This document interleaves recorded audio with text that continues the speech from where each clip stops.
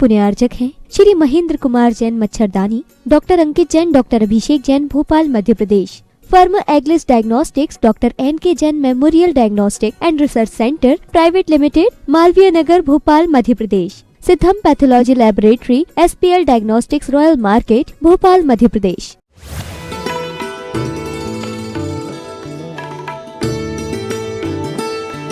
अंतिम निर्देश।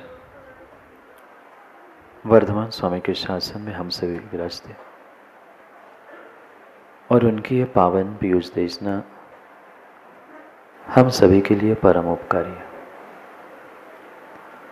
अनादिकाल से हमारी इस आत्मा में जो जन्म, जरा और मृत्यु रूपी रोग लगे, उन रोगों का उपशमन करने वाली कोई परम औषधि है तो वह एकमात्र यह जिनवाणी।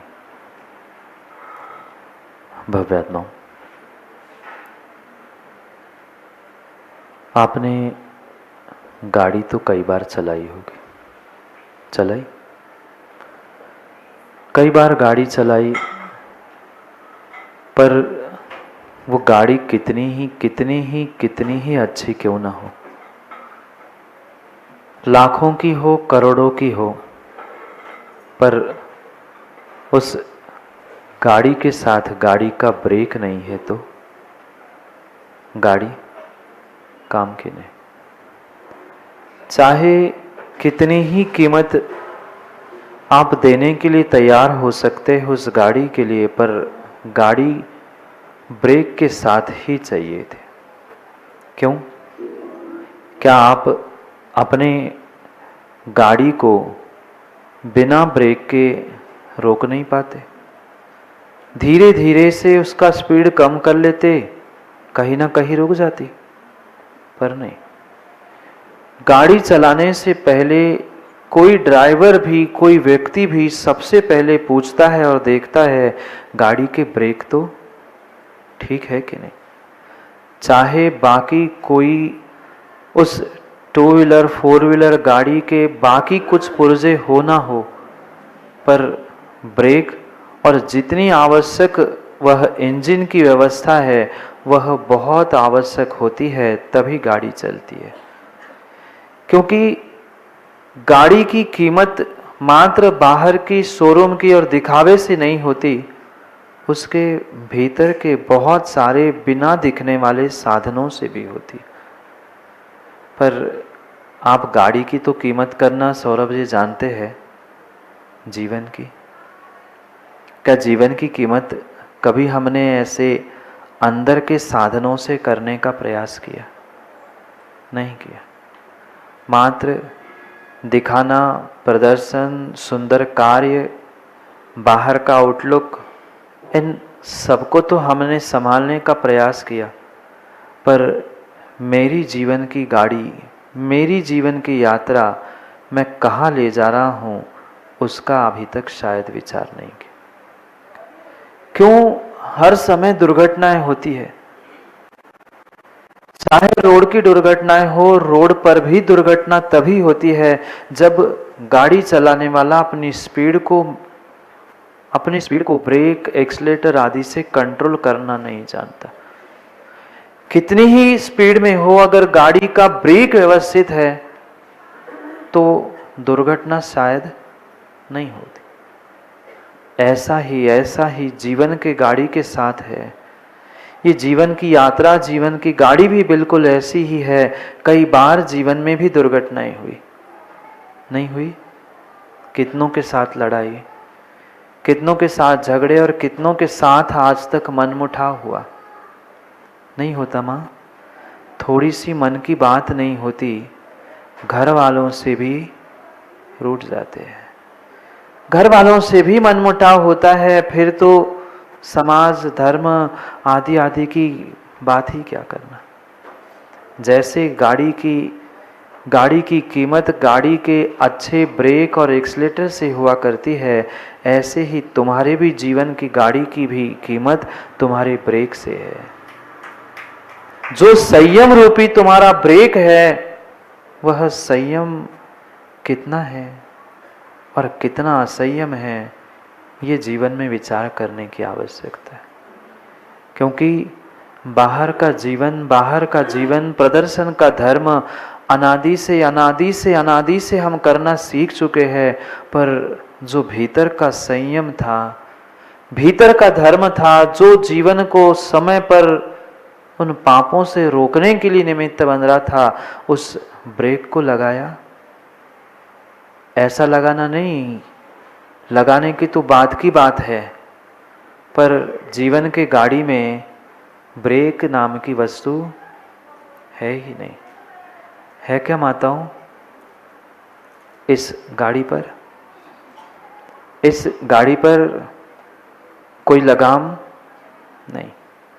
मुंह पे कहते भी है, मुंह पे तो कोई लगाम है ही नहीं।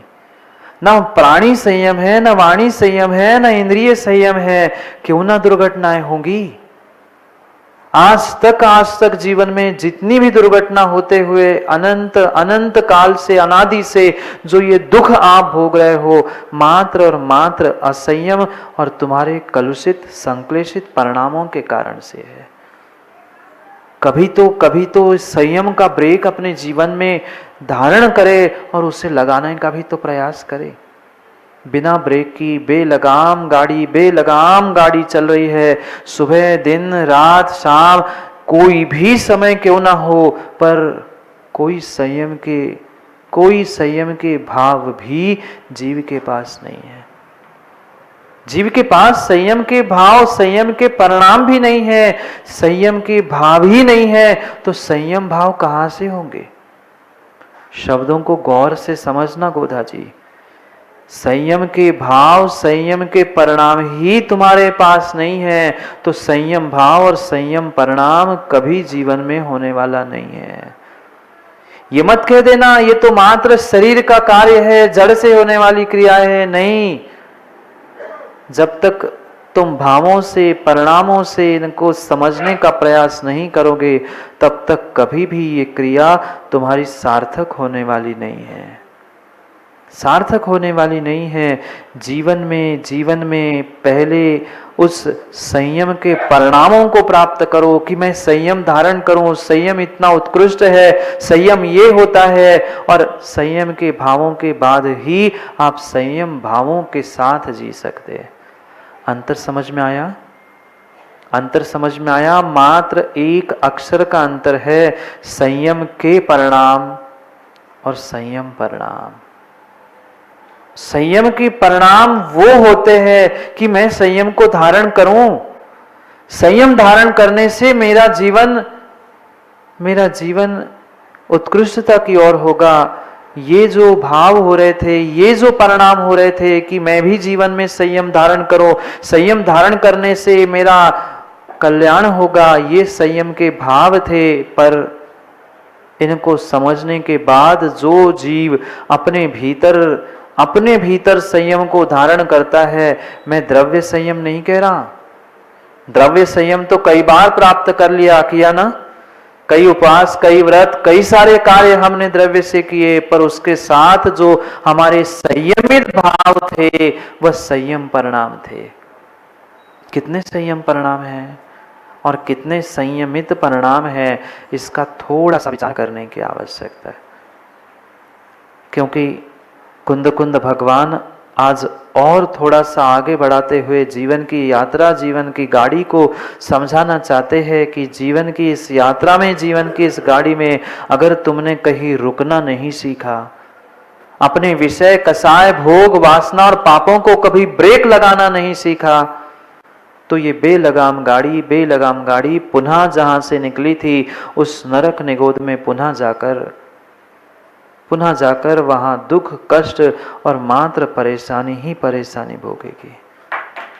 कितनी कलुषता परिणामों की मेरी भीतर बैठी है, और भीतर क्या बाहर प्रकट नहीं होती?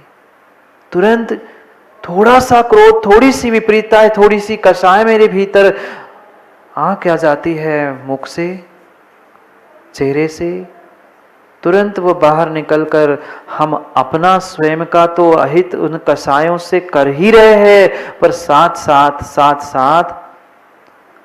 पर लोक का भी और हमारे निमित्त से दूसरों के भाव बिगाड़ने का भी कार्य हम कर लेते। ऐसा होता है, ऐसा होता है। कहना बहुत, समझना सुनना फिर भी बहुत आसान है, पर जीवन में इन संयम परिणामों को धारण कर लेना बहुत कठिन है। मैं कहता हूँ संयम परिणाम जब धारण करो, जब बनो तब संयमी बन लेना, जब बनो तब महाव्रती अनुव्रती बन लेना, पर कम से कम संयम के परिणाम तो जागृत करो कि हाँ, मुझे भी अंतिम समय निकलने से पहले संयम ग्रहण करना है।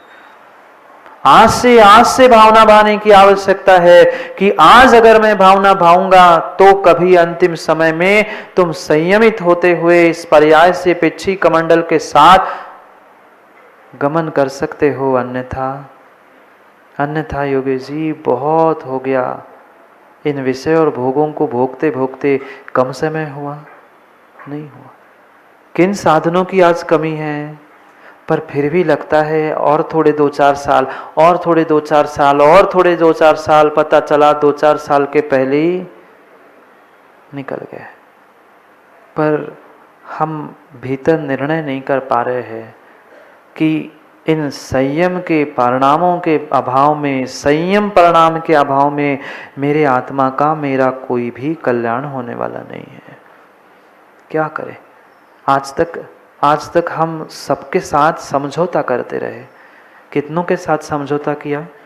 माताओं बोलो ना, मौन है। समझौता नहीं किया?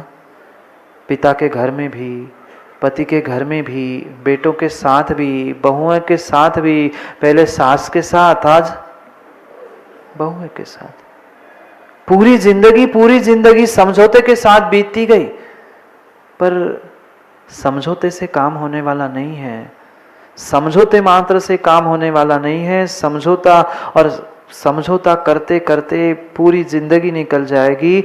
समझौता नहीं, हमें अपने आप को समझना है।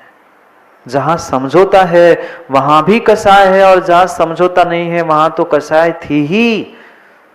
जहां समझौता नहीं किया वहां तो कसाय थी ही, पर अगर समझौता भी है तो भी कहीं ना कहीं कसाय। ठीक है, एक बार तुम्हारी सही, पर अगली बार मेरी बारी। ऐसा कह पाए नहीं कह पाए, पर भीतर तो यही भाव होते हैं। ठीक है, इस बार उनकी मान ली हमने, पर अगला टर्न मेरा है, फिर मैं जैसा कहूंगा वैसा होना चाहिए। ये समझौता तो हमने किया, पर समझौता मात्र उस कसाय का दूसरा रूप था। कसाय का छूटना नहीं था। कसायों को छोड़ना होगा, क्योंकि जब तुम्हारे भीतर कसायिक परिणाम होंगे, चाहे किसी निमित्तों को लेकर हो, घर गृहस्थी हो, चाहे धर्म, चाहे मोक्ष का पुरुषार्थ क्यों ना हो, किसी भी स्थान पर पहुंचना, पर अगर किंचित भी कलुषता है, किंचित भी कसाय परिणाम है, विश्वास मानना अब असंयम प्राप्त कर चुके हो। व्यक्ति को लगता है मैं घंटों घंटों भूखा रहता हूं, उपास कर रहा हूं, महीनों के व्रत कर रहा हूं। ये महीनों के व्रतों से तुम्हारा संयम सिद्ध होने वाला नहीं है। ये तुमने द्रव्य संयम प्राप्त किया है, पर भीतर के भाव संयम को भी, उपशम भावों को भी प्राप्त करने की आवश्यकता है। सबसे बड़ी तपस्या अगर मोक्ष मार्ग पर कोई है तो उपशम भाव है। कितनी ही विपरीतता सामने खड़ी हो जाए, पर मेरे भाव, मेरे परिणाम कलुषित ना हो, संक्लेशित ना हो, ये पुरुषार्थ आज करने की आवश्यकता है। ठीक है, श्रावक हो, 100% नहीं होगा, मैं भी मानता हूं, नहीं हो सकता 100% शांत होना, पर मां जो 2 घंटे बुन बुन बुन बुन बुन बुन चलती है, नहीं चलती? 2 घंटे जो चलती है, अरे यार ये वो, तो क्या उसे कम करके 1 घंटा नहीं कर सकते? क्या उसे कम करके आधा घंटा नहीं कर सकते? उसे कम करके 5 मिनट नहीं कर सकते? कर तो सकते हैं, पर हम करना नहीं चाहते। उसके साथ भी समझौता, सबके साथ समझौता चल रहा है। हम अपने साथ भी समझौता करते हैं, इसी बात पर खुश होते हैं कि चलो आज नहीं तो कल कम कर लेंगे, कल नहीं तो परसों कर लेंगे, पर कभी आज तक कुछ बदलाव नहीं हुआ। समझौते से बदलाव नहीं होता। समझौते से बदलाव नहीं होता। जब भी काम होता है एक साथ जोर से और दम लगा के ही होता है। कई लोग सोचते हैं कि धीरे धीरे कर लूंगा, धीरे धीरे धर्म मार्ग पर बढ़ूंगा, धीरे धीरे मोक्ष मार्ग पर बढ़ूंगा। नहीं, धीरे धीरे कोई काम नहीं होता। धीरे धीरे ही शादी की वह भाव, धीरे धीरे कितने घंटे लगे? सभी ने शादी की है क्या? फुटकर में की, आज ये किया, फिर कल वो, फिर वर्षों, फिर 4 महीने, फिर 6 महीने। वो कैसे एक ही दिन में सुबह से लेकर शाम तक पूरा काम कर दिया। उन पापों को तो हम ठोक बजाकर एक साथ करना जानते हैं, पर धर्म का और अच्छा कार्य करना है तो कहते धीरे धीरे बढ़ने दो ना महाराज जी, एकदम क्या करना है? धीरे धीरे कभी नहीं बढ़ता। धीरे धीरे व्यक्ति सोच कर भी कभी नहीं बढ़ता।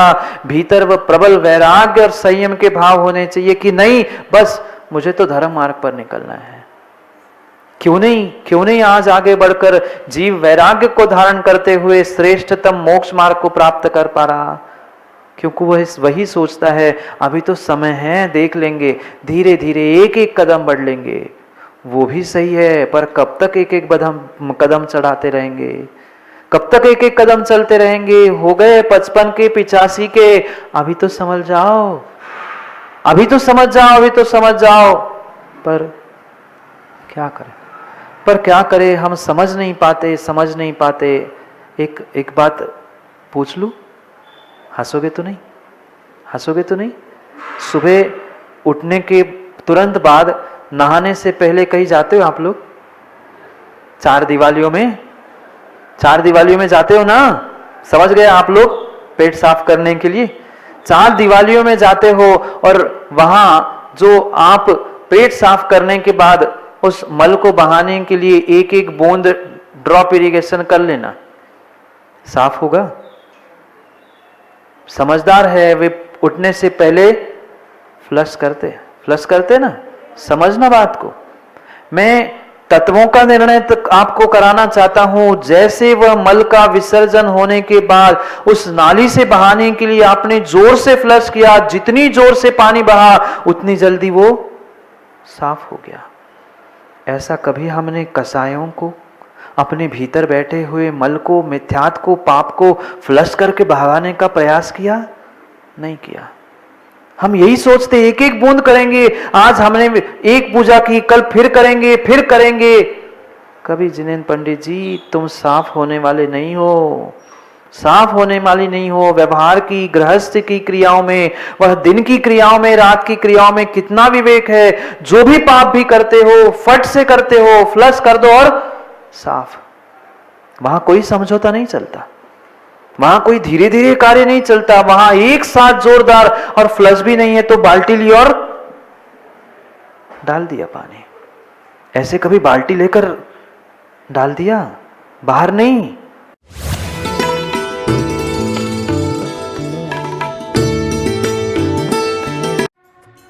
इस कार्यक्रम के पुण्यार्चक थे श्री महेंद्र कुमार जैन मच्छरदानी, doctor Ankit Jain, doctor Abhishek Jain, Bhopal Madhya Pradesh. Firm एग्लिस diagnostics, doctor NK Jain memorial diagnostic and research centre private limited, Malviya Nagar, Bhopal Madhya Pradesh. Siddham pathology laboratory, SPL diagnostics, royal market, Bhopal Madhya Pradesh.